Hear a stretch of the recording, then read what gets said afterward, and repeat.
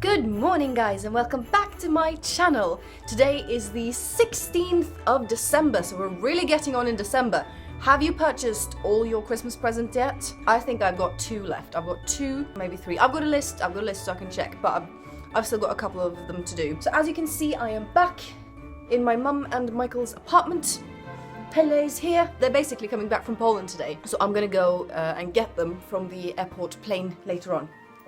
Also, travesty, I forgot my Puka advent calendar at my grandma's house. So there will not be a Puka review today. However, I did find a Twinings pomegranate and raspberry tea in one of my mum's drawers.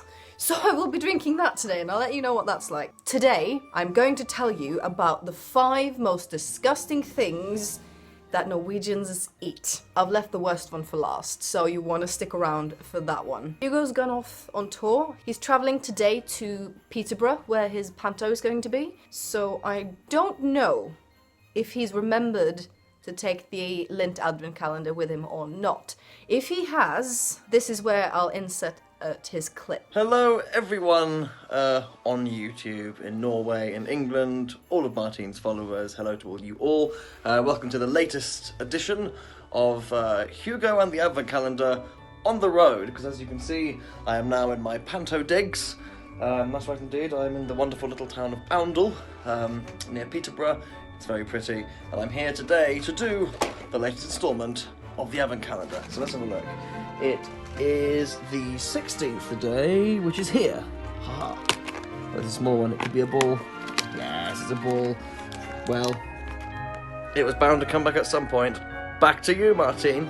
Okay guys, so number 1 of the most disgusting things Norwegians eat is called lutefisk. And it's basically fish in lye. So if you don't know what lye is, it's basically a metal hydroxide. I was always told that it's a certain type of poison, so I did also Google, can lye kill you? Google says yes, and it can also give you really bad chemical burns. So basically, lutefisk is lye fish. So literally, a very long story short, because the process of making this is actually insane. Like, why would you do this when the product that you get tastes so horribly? And it stinks. And I must admit, I have never tasted it because it stinks so bad. So it's basically white fish, so usually cod, and you put it in water for 5 to 6 days, just in water, and the water's changed every day. And then you put it in lye for 2 whole days. You're basically poisoning the fish for 2 days. It's sucking on my thumb now. Literally what this lye does is reduce about 50% of the protein that's already in the fish. So the fish turns into like this jelly. I'm gonna put a picture of it. Probably doesn't look as disgusting as it is, but it is. So basically, number 1, lye fish, it's poisoned fish. Oh, my hand is literally like soaking wet. Number 2 of the most disgusting things Norwegians eat is syltelabb, which is basically pig's foot. Yeah. So of course this is probably something that they eat in other parts of the world as well. Can you stop? You're making it very hard for me to film. It's traditionally eaten around Christmas. Again, I've seen this, not actually participated in eating it. I'm sure it tastes fine because it is the foot. It's kind of a bit like, the pig's feet are basically preserved in a lot of salt. It's very, very salty. So it's often eaten as like a snack. Put a little picture. But yeah, what's your opinion? Do you think syltelabb is disgusting, or do you think that's kind of alright? I didn't. It's a foot. It's a foot! So number 3 of the most disgusting things that Norwegians eat is another fish. And this one smells even worse than the first one. Like, listen, and I did try this. I tried a tiny little bit, had to spit it straight back out. I feel like all of these are kind of, you know, the older generation, say anyone maybe 65 plus, they would have grown up with this. My theory is that back in the day, they had to do weird things to preserve the food because there wasn't that much food to go around. So somehow they came up with poisoning the fish, drying the fish, and salting the fish to death. Or just food in general. That's my theory about these things. Right, anyway. The third one is rakfisk. How do we translate rakfisk? It's fish, obviously. Fisk is fish. But rak? Probably because you've never eaten it, so there's never been a reason to actually translate it. But anyway, rakfish is basically, it's made from trout, and it's, again, salted to death, fermented for 2 to 3 months, but it's not unheard of that it's fermented for up to a year. You're basically eating a year-old fish. Yeah, the fish, it's basically rotten. It's rotten. If you didn't have any food, you're gonna have to eat the food that you have. Even if it's rotten. I can't even explain to you how vile this smells and how awful. It just doesn't look right.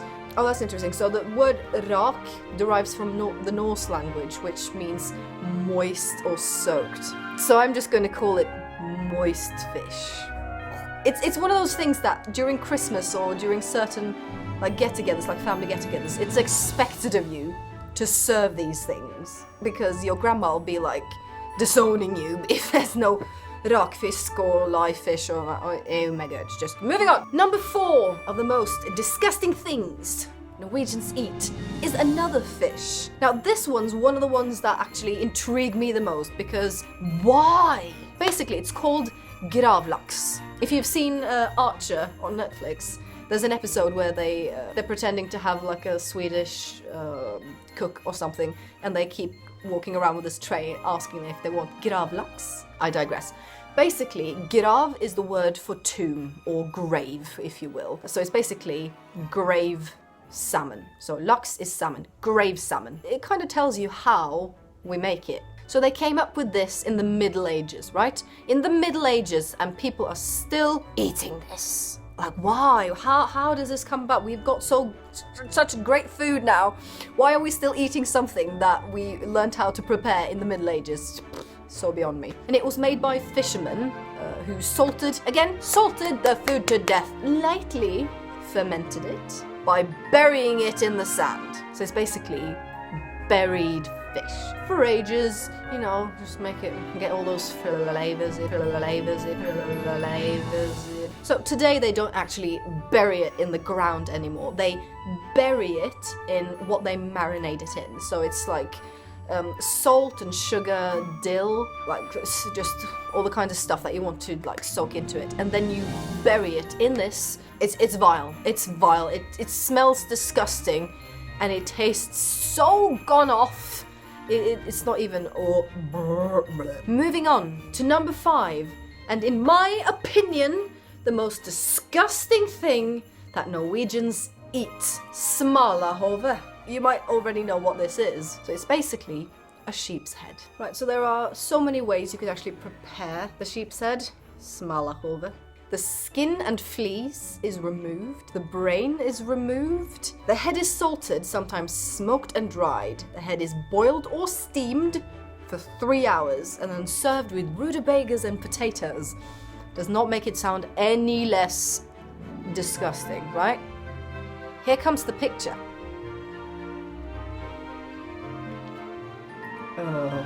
That is just not right. That is just something completely wrong with that. If there's any vegans or vegetarians watching, I'm so sorry. I would never. Just absolutely not. Okay, so that was the 5 most disgusting things that Norwegians eat, and now we need to open today's advent calendar. So we need to find number 16. Okay, so today, this is what the box looks like. And then it says, the Body Shop founder Dame Anita Roddick took on the entire cosmetic industry for her campaigning to ban animal testing. She received a damehood in 2003 for services to the environment and charities. That's awesome. So yeah, I'm getting more and more aware of excessive packaging when it comes to cosmetics and makeup, and also whether or not they are cruelty-free. Because there is no reason in the whole goddamn world that you would need to test mascara, creams, foundation on a bunny or a doggo. Oh, we get a little tub. Oh, this looks good. Bar of the World. Japanese Camellia Velvet Moisture Body Cream. Cream Hydration Velours. That's what it looks like. So this is obviously a very tiny version of their full-size body cream. Ooh, that smells very spa-y. Can you smell? Don't lick it. Yeah, it's nice. That's the smell when you walk into a spa. That is literally what that smells like. It's a bit of a small pot for a body cream maybe, but hey ho. Right, so this pomegranate and raspberry tea that I found in the drawer in the kitchen is very, very nice, very fruity. Okay guys, I hope you enjoyed this episode and you're not too grossed out by some of the foods. Please do let me know if where you're from you have something that is really disgusting and every time you tell anybody about it they all go ew. And then I hope you have a lovely, lovely 15th happy Monday, and make sure if you haven't already, make that Christmas list. Make sure you've not forgotten anybody. Get your mind on track. Check in with yourself today. Are you okay? Make sure you are. And I'll see you tomorrow at 9. Bye.